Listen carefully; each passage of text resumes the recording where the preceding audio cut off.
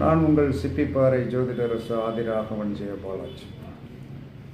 அழியா புகழை தரக்கூடிய கிரகம் எது அப்படின்னு எல்லாரும் தெரிஞ்சுக்கிட்டு, அழியா புகழை தரக்கூடிய கிரகம் உங்களுடைய லக்கணத்திற்கு 3ஆம் இடத்திற்கு உண்டான கிரகமும், 3ஆம் இடத்தில் உட்கார்ந்த கிரகம் தான் உங்களுக்கு அழியாத புகழை தரும்.